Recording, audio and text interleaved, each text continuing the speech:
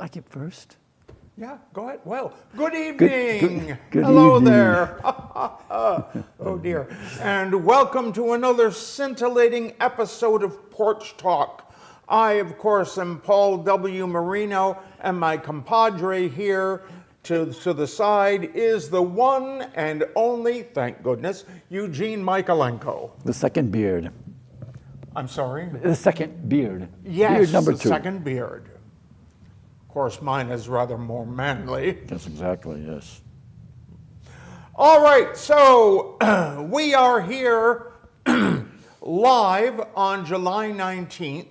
If you feel like giving us a call or you have a guess about the photo behind us, or would just like to hear some voice other than ours, please feel free to give us a call at 664-4408. It sounds like football cheer. 664-4408. 664-4408. Rah, rah, rah.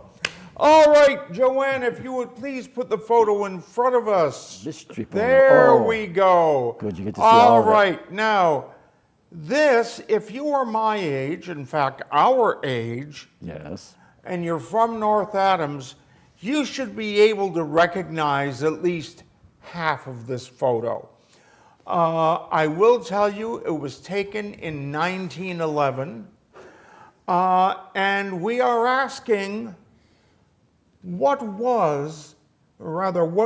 these two buildings there behind the automobile? If you have an idea, even a wild guess, please give us a call at 664-4408. Rah, rah, rah. Siskumba. And you have about 50 minutes to do that before we have to give it away. And you'll be sorry if you didn't guess, because who knows, you might have known the answer. Okay, Joanne, now we can go to the computer.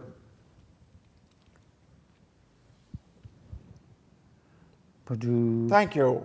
This is a continuation of my History of Atoms project that I did for OLLI, the Osherman Lifelong Learning Institute, when they asked me to do a thing about atoms history. Mr. John Dickinson, I believe his name is, from BCC, commissioned this. And we're here at the high point of our economic prosperity in Adams. And our small town was enriched by federal government policy.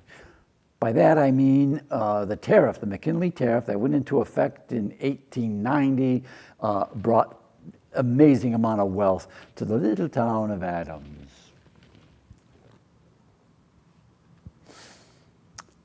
So here we have, look at this, the Plunkett brothers. We're part of this group called the Home Protection Association, and they supported Bill McKinley. You see him there on being elevated on some kind of whatever, who was from Ohio. Looks like it's probably the seal of the U.S. Oh, maybe. But in those days, congressmen are the ones who set the tariffs. Now the president gets to pick and choose the tariffs. And he got this passed through Congress, and it was basically a tax on foreign goods, and it was meant specifically to protect American industries. Now, you notice the Protection Association in North Adams, near the Greylock Mill, which was a Plunkett mill, is Protection Avenue, and it is a street named after this economic movement of protectionism. Cool.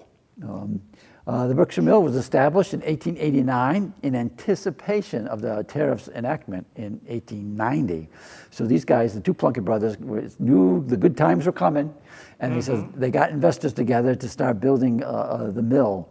And that 1889 mill is still there across the street from the Visitor Center in Adams, and they have actually carved this date in granite. If you ever go on down Hoosick Street in Adams, you'll see it. The tariff basically protected these local guys from any cheaper foreign goods, specifically, I think, from England, more so than anywhere.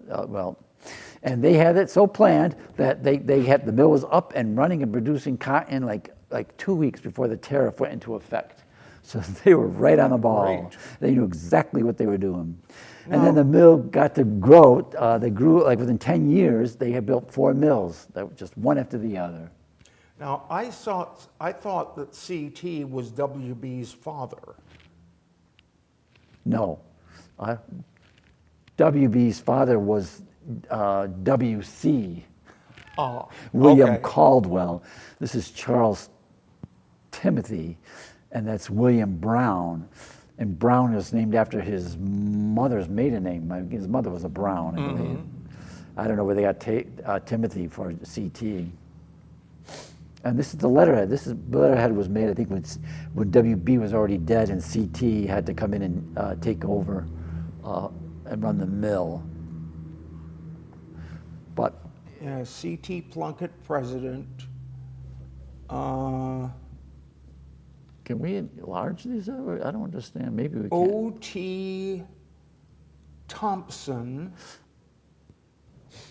They- W.C. Hall. Can't make it out, but I don't believe it's Plunkett. Yeah, these two were the only Plunketts involved. Their father was dead before this mill ever got started. He died in '84, and they got into this in '89. But they put together a bunch of investors, and most of they were also all, textile machinery manufacturers, and mostly textile machinery manufacturers, Hetherington and all those guys who the more textiles were made, the more machinery they could sell. So that was their interest. Did they get any of their machinery from hunters? I don't think so. No. I don't know, though. That's a good question. That's something worth pursuing. But and here is the McKinley on the front porch with the Plunketts. You see that's W.B. William Brown on the left. His brother C.T. William Brown. Well, W.B. was 6'5". He was a tall man.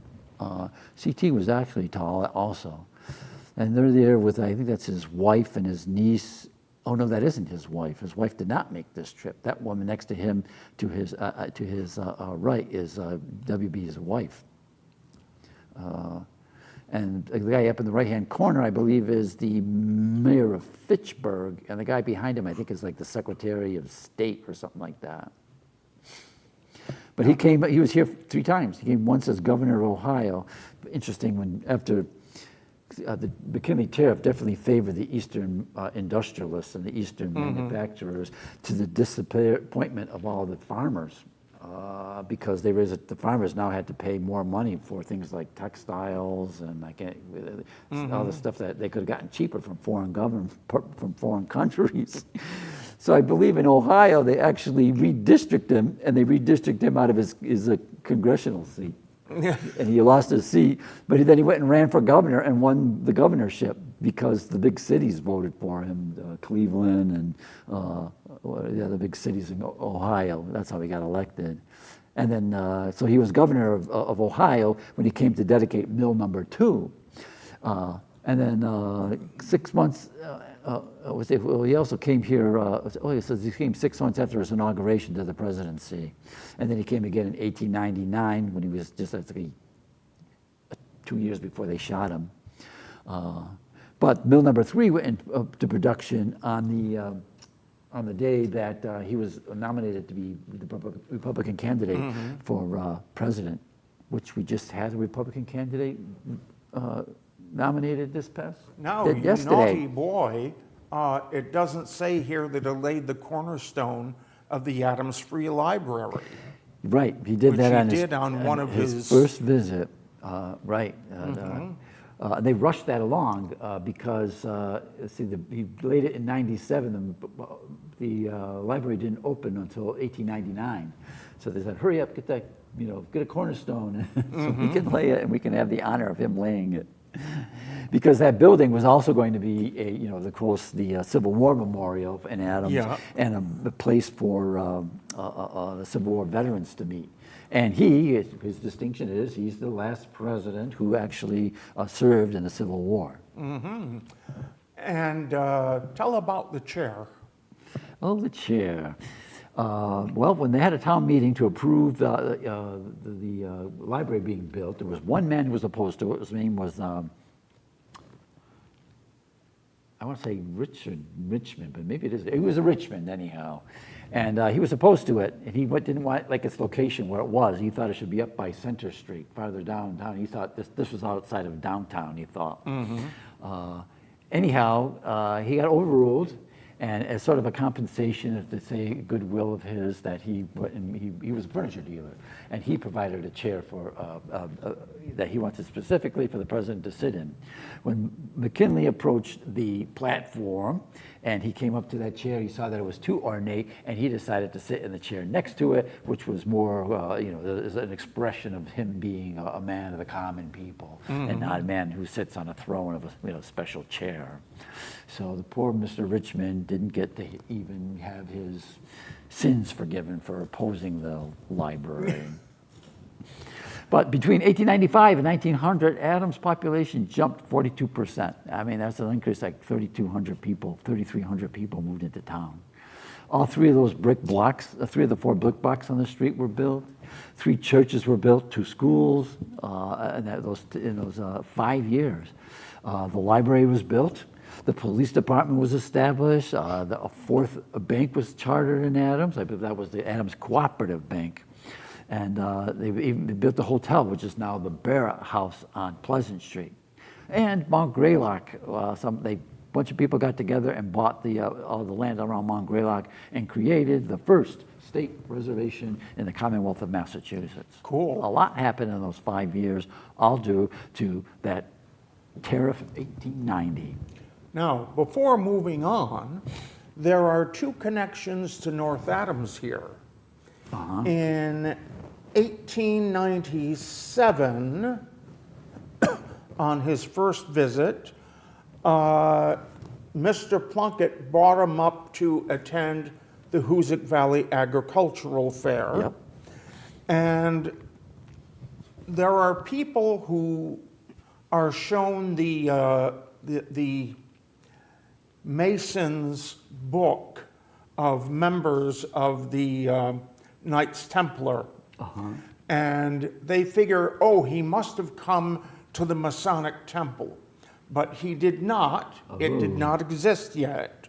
They were still meeting in ballrooms.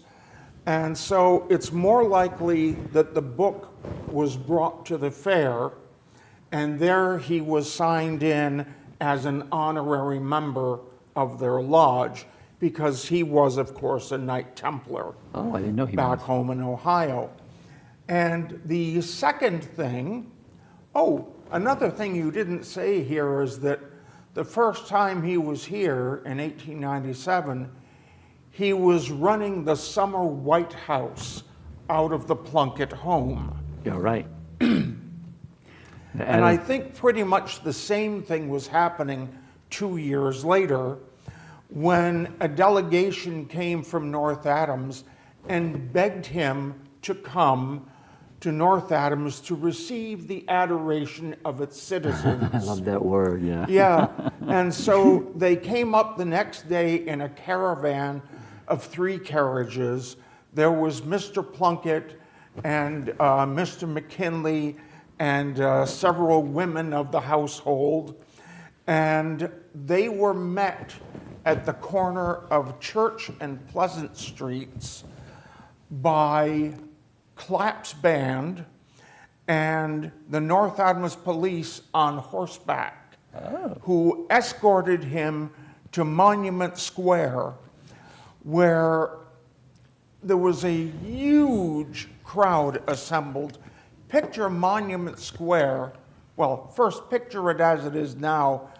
Now picture it wall to wall with people. There's a great picture of that. I've seen a photograph. I have that. Yeah. And there were people on the the lawns, on the steps of buildings. Someone had climbed up onto the Civil War statue and stuck an American flag in its fist. Men had climbed telephone poles, and there was a group of boys from Drury Academy who went into the old library, that's the former Amasa Richardson mansion, and were up on the roof. And when the president's carriage passed below, they treated him to a doctored version of the Drury Yell.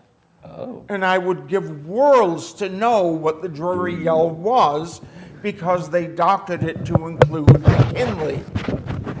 And he was brought to the steps of the Baptist church where a reviewing stand was set up. And there was going to be a parade, not a parade for the president to be seen in, but a parade for him to watch. And the veterans from the Grand Army of the Republic marched down to Eagle Street, countermarched, and passed in review, and then took seats saved for them in the reviewing stand. And then the parade was on. First unit was Claps Band. And when they were finished, well, they got down and they turned left onto Church Place, which does not exist anymore. It was a tiny bit tiny bit east of what is now Ashland Street. Oh. And they went onto the lawn of the Congregational Church. Why? We'll get to that in a minute. Then came a phalanx of public school students who stopped in front of the reviewing stand, turned, and sang the Star-Spangled Banner, all waving American flags. On the lawn of the Congregational Church was Professor Edward Tower of Drury Academy, and he was accompanying them on a parlor organ. Now, I'm sure you know what a parlor organ was. Was it made by Estes of Vermont? Well, they could have been made by various companies, but it's a small organ, like a spinet piano, and you work these pedals that pump the bellows, and stop doing that. All right. So you pump the bellows with your feet, and you play the organ. And Claps Band joined him there and formed an impromptu orchestra accompanying him. Wow. Then came another phalanx of parochial school students who stopped and sang Our Beautiful America. And then there was another phalanx of all the remaining public school students who stopped and sang, Mine eyes have seen the glory of the coming of the Lord. Now I make it. Battle Hymn of the Republic. Yes. Ding, ding, ding, ding, ding. Yeah. We win. Yes. Now, and there was a copy, sort of what happened in Adams with the chair. A woman in the crowd noticed the president was not wearing a hat, and it was a hot day, so she grabbed a boy out of the parade, gave him her parasol, and sent him to shade the president's head. And he turned him away. No one else's head is being shaded. Mine will not be shaded either. And then there were more bands and more marching units, followed up by the North Adams Fire Department. And once they were gone, Mayor Cady gave a short speech, and introduced the president, who declined to speak. George Pelton Lawrence, who was by then serving in the U.S. House of Representatives, and I believe it was a Mr. Dennett, acted as cheerleaders to keep the crowd roaring until he agreed to speak. Which brings us to the statue. And I dare you to tell us what the elements of it stand for. Ooh, what, the granite and the bronze? Or, For shame, weren't you there for the centennial of that statue? I was, but I don't remember the elements. Well, You mean there was a man there who explained what every part of the statue meant. Now, first of all, his right hand is resting on a fasces that is draped in an American flag. Yes. The fasces was used in the Civil War as a symbol of the Union. It's made up of rods that cannot be broken unless you take the fasces apart and break them one by one. It was about unity, that when we stayed together, when many parts are together and fused, we cannot be destroyed. Yes. That's right. Now, the only thing the fellow could not explain was why he was holding out his left hand. The thing is, in McKinley's day, when you were in Congress and you were speaking, you held out your right hand like that, which was a way of saying, I hold the floor. But here he is holding out his left hand, and the explanation came from the McKinley impersonator who was there, who explained that McKinley was right-handed and always held his script because there were no teleprompters, and with speeches lasting an hour or more, nobody memorized anything. So he held out his left hand and read from his right hand. Really? Okay, I'll believe that. Then, on the stone column, there are 4 bronze tablets. The first depicts him during the Civil War when he was driving a chuck wagon. The one there in the front. At the Battle of Antietam. Bingo. You said you didn't know. I didn't. When we said elements, I wasn't sure what you meant by elements. But go on. I didn't know about the them. one on the front depicts him in Congress, probably when he was working on getting the tariff passed. Yep. And then the third side has him speaking as president.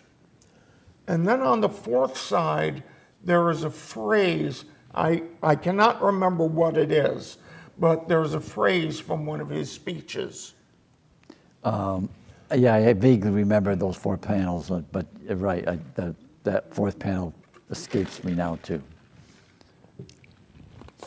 I think this was the first statue erected to him. It was 1903. He died in 1901. The first full-length statue of him, and it was done by Augustus Lukeman, who later on went on to do that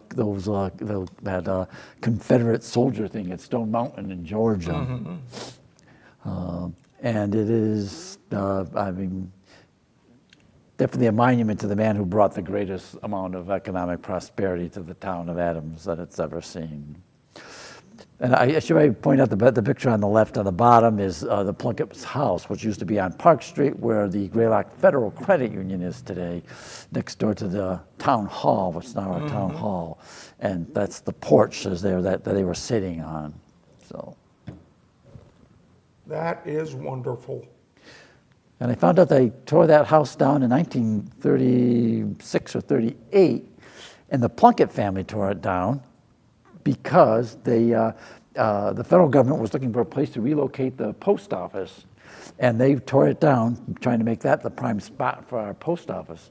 Instead, the federal government chose across the river to where the post office is today. So we lost this beautiful building on speculation that the Plunketts could have the post office located there. Well, of course, by the same token, who knows what it would look like today? You're right. They could have fallen and been an eyesore, or could have been torn down for another reason.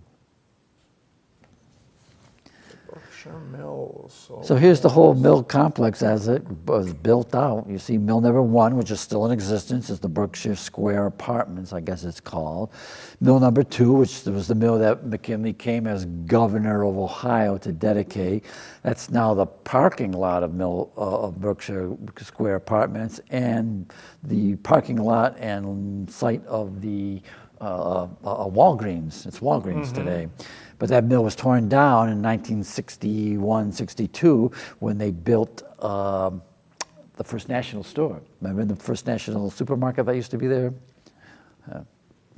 Mill number 3 across the street was, that one definitely opened on the day that McKinley was nominated on the Republican ticket to the presidency in 1896. It was torn down in 1972. From what I understand, it was becoming a health hazard. Bricks were falling out of the off the wall there onto Depot Street, and the town pressured Mr. Ostrowski to tear it down.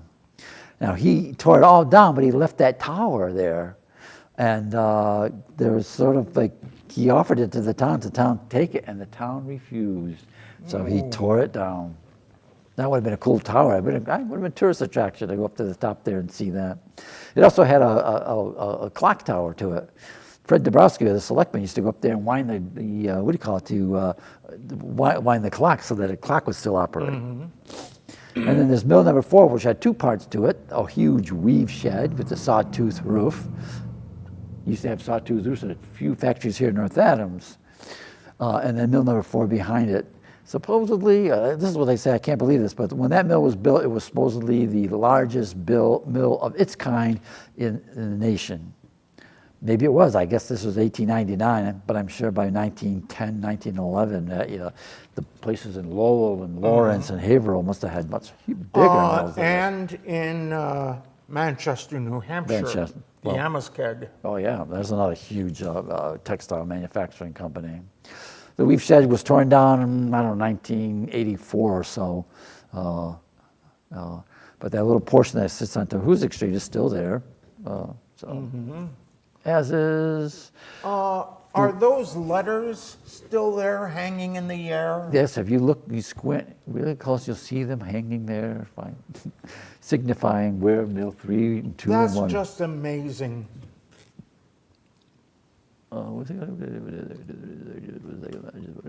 It was the second largest employer after Arnold Print Works in North Adams. North Adams, and I'm not sure how long that lasted. Probably till maybe when GE really got going in Pittsfield, and probably the 20s, early 20s. GE I think was bigger than Arnold Print Works and Berkshire Textile, Berkshire Manufacturing. This is a great aerial shot, probably taken by Jim Smith, Smith's studio. He was a pilot, and he loved airplanes, and he was also a photographer. So, now, what was in this building here, where BCN is now? That was the main office of the mill, and that's where the executive offices were, and that's also where the paymaster was. I remember taking a tour of the police station, and they had these 2 Tommy guns, and they said they used those Tommy guns to guard the payroll when it came off the railroad, and they would escort it to this place and guard it as it was distributed before it was distributed out to the workers. That's crazy enough. But that was from the days of the 30s and 40s when the gangsters were all popular and busy robbing banks and such. Well, you know what that puts me in mind of is the Brinks job. Have you ever seen that? No. Well, if you can find it, the thing you want to read is Big Stick Up at Brinks, which is alleged to be the true story that the Brinks job was based upon. Oh. And what happened was, in the 1950s, a gang of small-time hoods robbed Brinks of something like $7 million, which at the time was huge. And of course, J. Edgar Hoover, believing it to be communists, went up there to Boston and spent $14 million trying to track them down. He wasn't successful, though, was he? No, he was They not. got away with it. Well, how do they spend it? Well, no, they did not. Just before the statute of limitations ran out, they did manage to goad one of the gang into disclosing. Oh. But I don't believe they ever got any of the money back. And what's really cool is the movie was filmed largely on site. When you see Tony Pino casing the building that the Brinks safe is in, that is the building that Brinks was using when they were robbed. Oh. So these places were still around. Yes. These are mule spinners. Mule spinners was one of the a finer way of making. It made the finer threads, and you see there's a good mixture here of boys and men. You see the boys are all barefoot. They say people say, "Oh, they were too poor for shoes. They couldn't afford shoes." It's most likely for safety reasons. That was better traction, and it looks like it's pretty hot in that mill too. Yeah. So, and it's just worry about stubbing your toe, but I'm sure it was more comfortable having no shoes on than it was with shoes on. And shoes in those days were leather soles, so they probably were slippery with the oiled floors. You got better traction barefoot, maybe. The guy in the middle with the bow tie, of course, is the overseer. Boy, I can't remember his name now. I think it was Greenwald. And then the guy with it folding his arms next to him was the second hand, who'd be the next guy over. But we have this picture, and all these guys are identified. We know the whole, back. That's great. It must have been a tough job spinning mules. They're actually seated in a contraption that rotated back and forth and pulled fibers from those bobbins on the right and the bobbins on the left. I've seen this in operation. We have a film called the Berkshire Mills film in operation taken in 1917, and it shows the mule spinners working. Oh, wow. Gotta see that. It's online. I think it's done under. I think it's called Berkshire Mills Operation. Operations of Berkshire Mills. If you Google YouTube. Berkshire Manufacturing Company became Berkshire Fine Spinning Associates when it merged with four other mills in 1927. That's right around the time that C.T. Plunkett died, and all the Plunketts were gone. And then it changed its name again in '55 when they acquired Hathaway, and Hathaway was made nylon, and so they were trying to become futuristic, and we're not just cotton anymore. We're artificial stuff too. And then Berkshire Hathaway closed in 1958 in Adams, and Warren Buffett, who owns Berkshire Hathaway, the famous stock that he never let split, is now worth, I think, one stock is worth $250,000 now, maybe. It's probably worth $250,000. I remember when it was worth a mere $20,000, and now it's actually $20 million. I have here. Individual stock is not worth $500,000. I was wrong. It's over. So it's probably over 500,000. Anyhow, he sort of bought this mill, the whole Berkshire Hathaway, as a vengeance. because they cheated him out of a deal he was in, and he got back at him and bought the mill and then shut down all the textile operations of it. But these are two great photographs of that, the brick canyons that were in Adams from the people drove through. Oh, yes. And I remember the brick canyons. they're. But Do you remember that bridge across the Hoosick? no, I do not. I do. When on my way to St. Stanislaus School, we used to go under it every day. Yeah, well, of course, you grew up in Adams. Right. So. And then here's the speeder room. Look at just these speeder machines go on for ever, into infinity.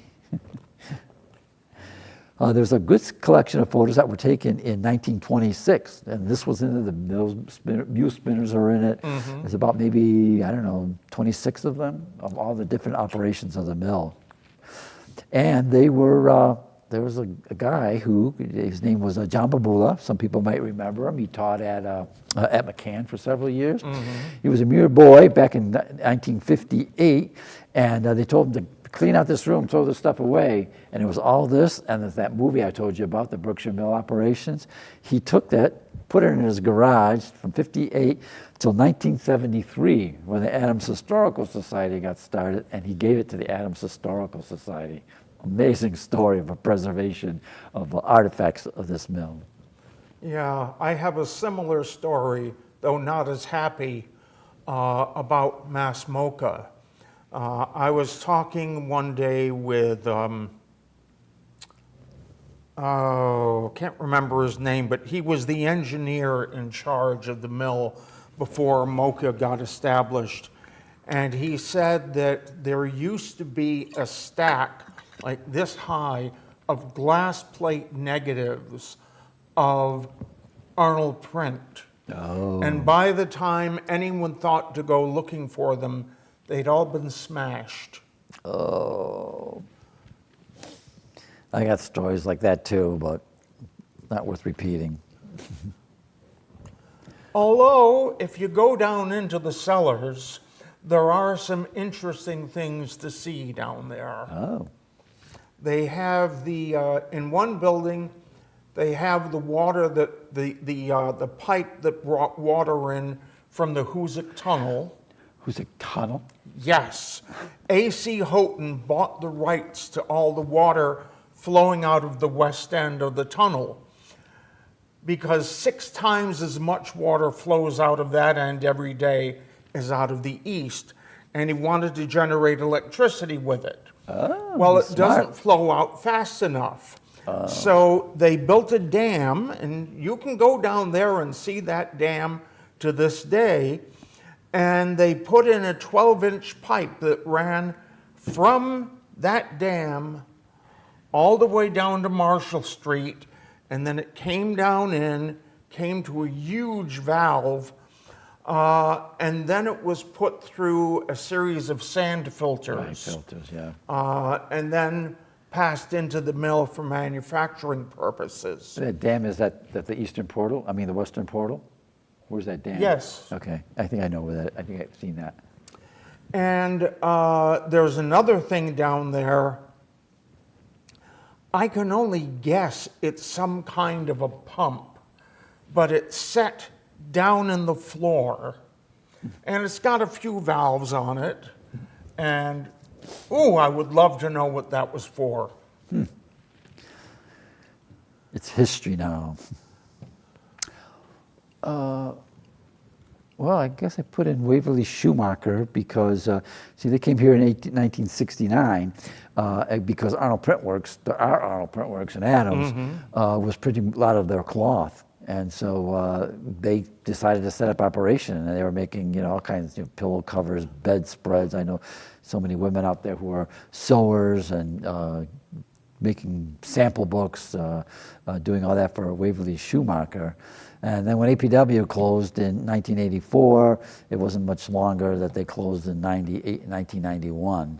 And basically that is the last textile operation in Adams. So I did a little calculation there from 1814 when the first mill was built from 1991. So our textile industry lasted for 177 years. Is this the end of this segment? Probably. Nope. Okay. Community of immigrants. So we have about 17 minutes remaining. Why don't we take this off? There we are. Okay. So, oh, this is fun. How much more do you think there is of this? I can't remember. Well, it looks to be down by about 2/3.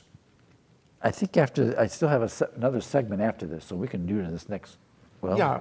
All either right. next week or whatever. So, at this point, we are willing to welcome calls regarding what you've seen, what you've heard, or if you have a guess about the photo behind us, It's what hard to figure out. what are these buildings? What were they used for? Give us a call at 664-4408. Raw. Whatever. Or maybe we should do it in falsetto. 664-4408. Rah. I follow your lead well, don't I? So, any calls? Nope.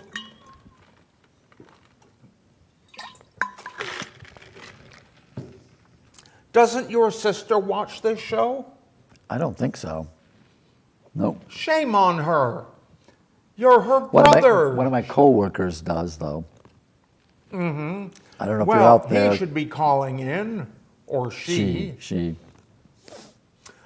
So, oh, what the heck. It's still early, but I'll give it away now.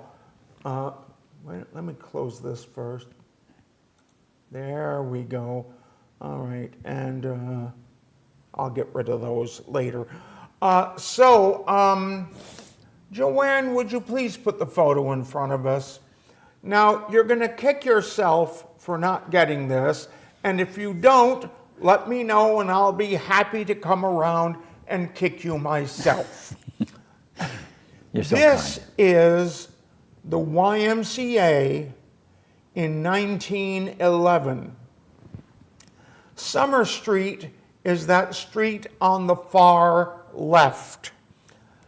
And I think it's Morris Street, that runs in front, and that car is heading down toward Depot Square. List all the things that were on Summer Street. The post office is on Summer Street. The post office is on Summer Street. The phone company had that building there. Yeah, That's now and office space. E.R. Tinker's mansion was Yeah, there. okay, yeah. There was a pharmacy there. Wasn't there a drugstore there? For some reason, I that remember going could into be. that. It was owned by a Benoit, I think. And that office building, I don't remember, because I used to go to Byam Printing, but Byam Printing may have been down on Bank down on- Street, yeah, at the corner of Bank Bank Street. Street and Summer. So do you think Byam Printing is sort of in that block at the? I should think so. At the end? I can take a look for it when I get home. Now, what happened here with the YMCA was until 1900, they were meeting in ballrooms. You know, all the large buildings in town had ballrooms. And that's where they were meeting until 1900, when A.C. Houghton, our first mayor, sold them this mansion and moved to his new mansion on Church Street. And the first thing the YMCA did was they built that brick gymnasium right behind it. Now, I remember being in there and being down in that cellar, and of course it was locker rooms and showers, and they had a couple exercise rooms, and so on. But I was looking at an insurance map of North Adams not too long ago, and I was amazed when I saw that that building, the gymnasium, it said there was a tank underneath it for swimming. So that tank would have been removed in the 1930s when they tore down the mansion and built the brick building that we all remember. So the insurance map called it a tank and not a Yes. swimming pool. Okay. And of course, they built a new pool in the new building. And so I imagine that old tank was removed, probably cut up and taken out, and that became all locker rooms and things of that nature. You sure the insurance map didn't mistake it and say it was a tank, like an armored vehicle out of I'm World War pretty I? sure. Because So I don't. who built this mansion? Who built it? A.C. Houghton? A.C. Houghton, He built yes. it him. Oh, this is his Now, first. what's across the street from that is the old city hall. And what you want to do is start with the Italianate bay on the side of the building and look across diagonally behind the car, and you would get to our first city hall. And what's the first city hall? Was it at a barn? Yes, it was. I remember they At telling the me that. same time that Houghton moved out of this house, he sold that barn to the city for use as its city hall. Where did they have city hall before this? Because they had been split from Adams since '78. Well, I think they were renting the barn. Oh. But when that was about ready to come down in 1968, I remember talking to some of the women who worked there who said that on a really hot day, even 60 years later, you could still smell the manure. The stench that keeps on giving. Yeah. I remember George St. Pierre. He was my neighbor on West Pine Street. Who was he the director of the YMCA or just No, he was director of the phys ed department? section. Okay. Yeah. He was a huge man and big, strapping athlete. Yes, I found out years later that, Joanne, you can put us on again. I think it's kind of late to be frightening the audience away. They want to see us. Well, in his youth, he would have been willing to walk, I think it was 5 miles, to swim, maybe do gymnastics or to box. I'm amazed at some of the physical prowess of those people. In Adams, they say that they could put their hand on the Quaker Meeting House and be to the top of Greylock in an hour. Now, I've been able to get to the top of Greylock in my old good days from the base of the Glen. I don't know if I could have got there in an hour from the Quaker Meeting House. And I only did that once. Because after a summer, I had gone every single week, once a week, and got in condition to get to the top of Greylock. But I don't think I could do it now. Maybe I could. I'm going to try. Yeah, that's neat. Now, I have some things to delete here. Oh, there it is. Now, this is the.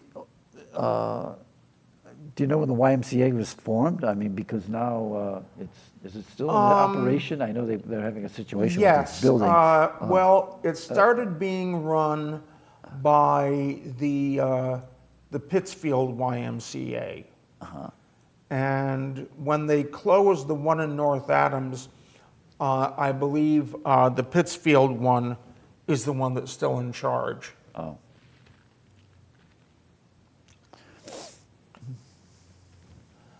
So we have about 8 minutes to go. Do you have anything you'd like to say? Other than, let me out of here! Get me out of here, yes. I'm being held hostage. He has a gun pointed at me. What can we talk about? Anything? Well, of you know, history, we've been starting late recently, yeah. which of course is all my fault. It hasn't been that late.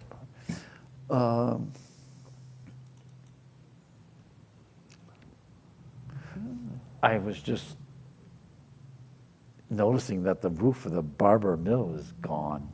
Oh, yes. That's tragic. I remember that beautiful castellated edge top, and the Barber House on Pleasant Street is now the home of Richard Rensburg, and he told me that it was designed by Stickley, or there is Stickley stuff in there because Barber Leather sold leather to the Stickley factory in New York State. Do you know anything about that? No, Barber, I do not. The house is sort of like Frank Lloyd Wright style, prairie style, but there's all these Stickley features in there, and he thinks it's it's part of that whole that movement around before World War One. But sad to see that building go, but that's another Yes. thing. Yeah, I hate seeing buildings go. Here we are sitting. I hate to see you go too. Little kids love this, I'll have you know. They do. They had a Susan B. Anthony event for 4th of July. And they had Susan B. Anthony read the speech that she delivered at the Centennial, 1876, at the Philadelphia Independence Hall. And I came when I dressed, and I put my top hat on, and a bunch of these 6th grade boys they came running up to me and say, "Are you Abraham Lincoln? Are you Abraham Lincoln?" It's like, no, my beard is too big for him. I'm not as tall as he was. How tall was Abraham Lincoln? Someone said he was like 6'7" or something. Yeah, I really don't know off the top of my head. Should we Google it and ask him how tall was Abraham Lincoln? Well, yeah, I can. We've got time. I could ask Siri. I wonder if Siri will tell us. Oh, do I think I have a? You think I have a internet here? Yes, we do. Hey Siri, how tall was Abraham Lincoln?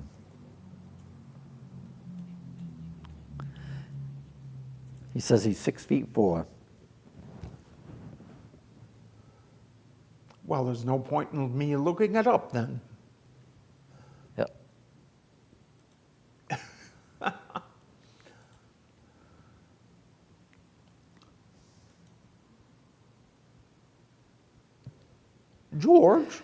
George, they've stopped talking. Do you think that means the show is over? Speaking of loss of information and collection, when Abraham Lincoln's son up there at Hildene had his father's papers, and he went through his papers and decided what he wanted to be seen and what didn't want to be seen, and he destroyed all the stuff that he thought he didn't want people to know his father did or said. I thought that was criminal. Absolutely. Who was he to decide, even though he was his son? And the son was also, he was a lawyer in the Pullman parlor strike. Parlor cars. Yeah. Yes, he was the lawyer for the corporation. And it also impressed me that the front lawn of his house, he made it into a fairway so he could practice his golf. That was his reason for living, to play golf. Well, did you know that Lincoln was not buried where he wanted to be? Oh no, I didn't know that. Yeah, I think it's in, oh, drat, the guy that did the Civil War. Oh, Ed Burns? Ken Yeah. Burns? Yeah, he did Ed Burns. a series on Lincoln. And at one point, he describes Lincoln walking through a small cemetery with his family. And he told them, when I die, I want to be buried in this type of cemetery. So And what happened instead was he was embalmed, thoroughly embalmed, and they put him in a lead coffin, and he was shown lying in state in Washington, and then in a half a dozen cities, each one with a hearse more elaborate than the last. And they're the kind of hearses that he would not have wanted to be caught dead in. But he was brought, and every time they brought him out, the embalmers looked him over and touched him up. And finally, he was delivered to Springfield, not Springfield, Massachusetts, Springfield, Illinois. the capital of Illinois. Where he was stored under a pile of lumber for a few years. They opened the coffin twice to make sure he was still there.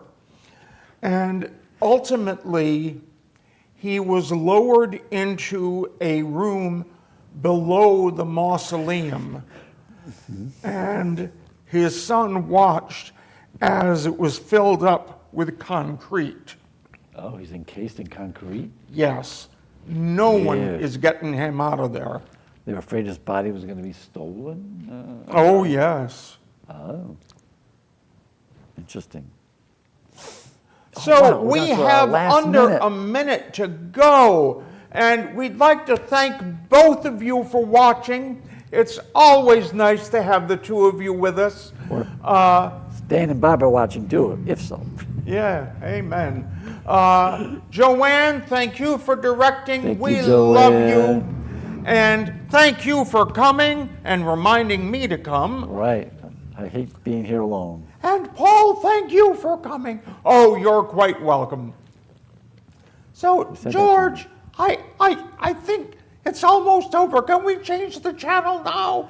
No, dear. I want to hear the music first. All right, so cue the music. What music?